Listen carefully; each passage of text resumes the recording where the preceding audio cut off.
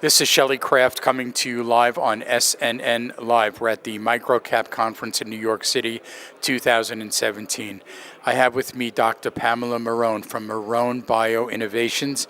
It's a NASDAQ listed publicly traded company and the symbol is MBII. Pamela, welcome back to SNNLive. Thanks, Shelley. It's great to be back again. It's good to have you. Let's get started with a brief overview of the company, and then we'll ask some questions. Marrone Bio Innovations develops natural products for controlling pests and for also plant health to increase crop yields and quality. What's the history behind the company? So I started the company in 2006, and we're just a little over 10 years old. And we have developed 6 products, 5 for agriculture and 1 for water, for treating invasive mussels.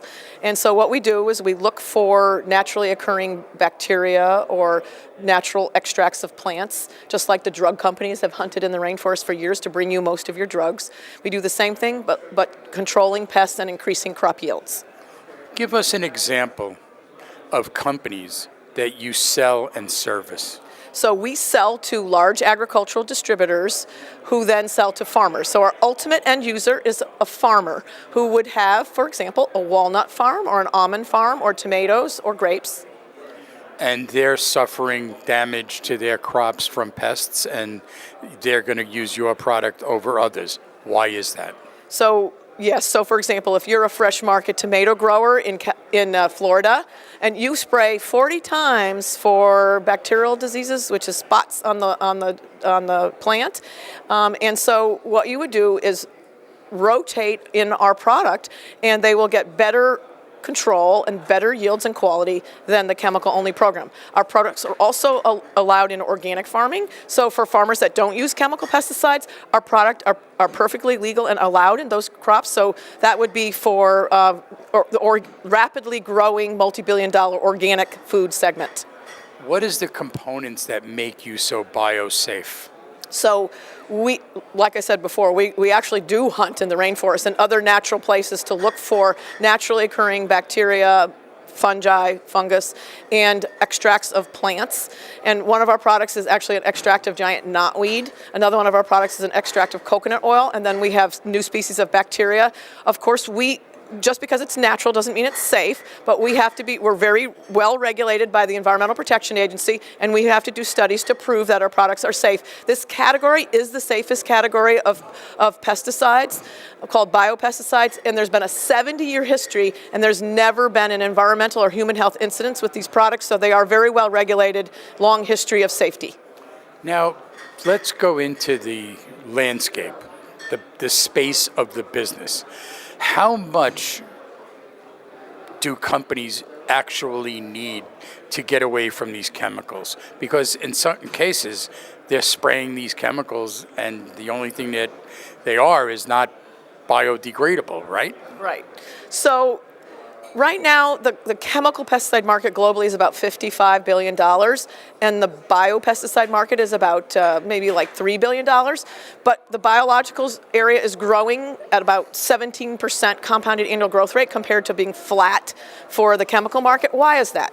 Because when growers use our products like ours, so it could be again an almond grower or an apple grower or a tomato grower, they incorporate our product into their pest management program, their crop production program. They see better return, higher quality produce than they would with the chemical-only program. And again, as I said, for organic, the same thing. So that's what's driving the growth of this segment. And our products are very unique. They're all patented, and they offer a very broad spectrum, broader than most other products of this type. And we identify the natural substances, the chemistry that is causing the pesticidal activity. So every single batch we make has a specific level of this natural product chemistry. So it creates a product that got ease of use, great ease of use, no different from a chemical. You can put it in your spray tank and spray it out just like a chemical. Really good shelf life. So we have 3+ years of shelf life. So you don't have to worry about it in your the warehouse and moving it around logistically. So all of the characteristics that the farmer expects, but it's got a degree of safety to pollinators, safety to people. You can spray right up to harvest, not worry about chemical residues. So for export markets, that's fabulous.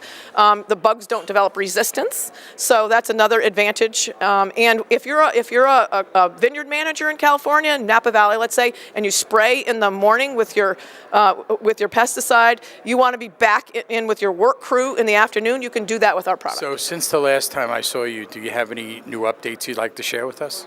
I was just in Brazil, and I was very excited that we have gotten some field trial data. So this is how does our product work against various crops and pests and diseases in Brazil.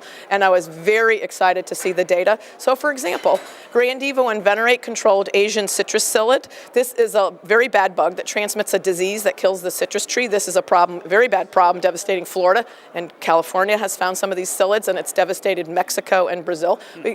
Our product was as good as the chemical pesticide.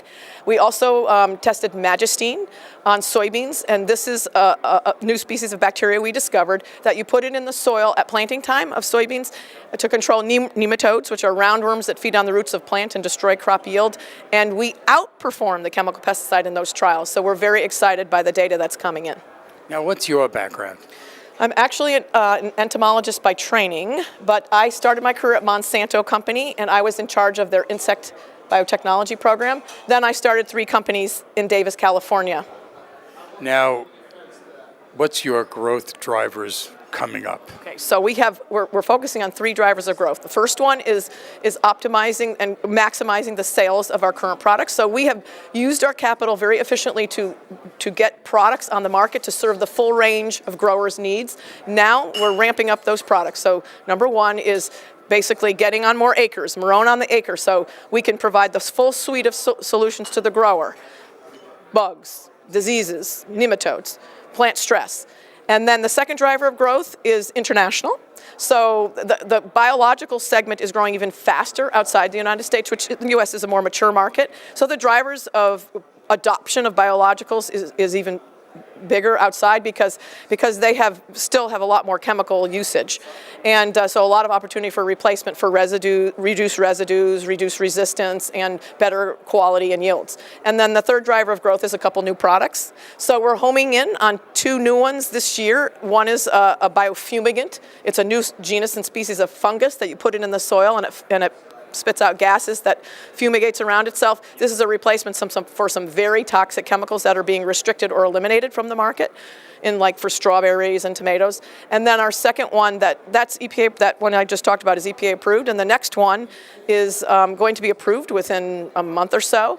And it's a new strain of bacteria we discovered that controls downy mildews and white molds, and downy mildews are very serious diseases of grapes and leafy greens, and also white molds are very bad diseases in the soil.